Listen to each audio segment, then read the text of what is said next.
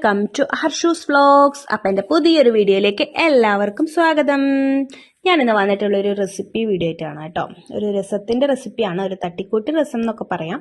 അപ്പോൾ ഇതാ കച്ചട്ടി വെച്ചിട്ടുണ്ട്. കച്ചട്ടി വെച്ച് അതൊന്ന് ചൂടായതിന് ശേഷം അതിലേക്ക് കുറച്ച് വെളിച്ചെണ്ണയും കടുക് ഇട്ട് കൊടുത്തിട്ടുണ്ട് കേട്ടോ. കടുക് ഒന്ന് പൊട്ടിയതിന് ശേഷം ഇതാ ഒരു 3-4 അല്ലി വെളുത്തുള്ളി അതിലേക്ക് ഇട്ട് കൊടുത്തിട്ടുണ്ട്. വെളുത്തുള്ളി ഇതാ നന്നായിട്ട് മൂത്ത് വരുന്ന വരെ ഒന്ന് ഇളക്കി കൊടുക്കണേ. പിന്നെ ഇതാ നമ്മൾ അരിഞ്ഞു വെച്ചിട്ടുള്ള തക്കാളിയും 2 പച്ചമുളകും കൂടി അതിലേക്ക് ഇട്ട് കൊടുക്കുന്നുണ്ട്. കുറച്ച് ഉപ്പും കൂടി ഇടുന്നുണ്ട് കേട്ടോ.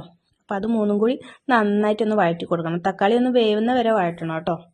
തക്കാളി ഒന്ന് വെന്ത് കഴിഞ്ഞാൽ നമ്മളിതാ കുറച്ച് മഞ്ഞൾപ്പൊടി ചേർക്കുന്നുണ്ട്. പിന്നെ 2 ടീസ്പൂൺ രസത്തിൻ്റെ പൊടിയാണ് കേട്ടോ ചേർക്കുന്നത്. അത് നമ്മൾ മംഗളയുടെ രസപ്പൊടിയാണ് ഉപയോഗിക്കാറ്. പിന്നെ ഇതാ 2 ടീസ്പൂൺ കുരുമുളക് പൊടി കൂടി ചേർക്കുന്നുണ്ട് കേട്ടോ. അത് നമ്മുടെ എരിവിന് ആവശ്യമുള്ളതിനനുസരിച്ച് ചേർക്കാം.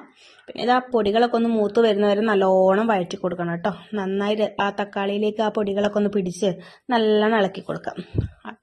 അതൊന്ന് ചൂടായി വന്നതിന് ശേഷം ഇതാ നമ്മളിവിടെ എടുത്തു വെച്ചിട്ടുള്ള പുളിവെള്ളം അതിലേക്ക് ചേർത്ത് കൊടുക്കുന്നുണ്ട്.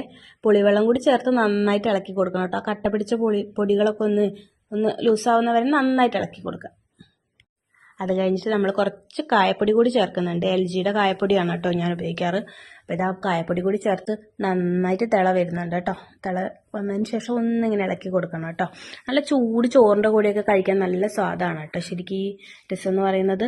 അപ്പോൾ ഇതാ ഇന്നത്തെ ഒരു കൊച്ചു വീഡിയോ ഇത്രയേ ഉള്ളൂ. അപ്പോൾ വീഡിയോ എല്ലാവർക്കും ഇഷ്ടപ്പെട്ടെങ്കിൽ ഒന്ന് ലൈക്ക് ചെയ്യാനും ഷെയർ ചെയ്യാനും സബ്സ്ക്രൈബ് ചെയ്യാനും മറക്കല്ലേ.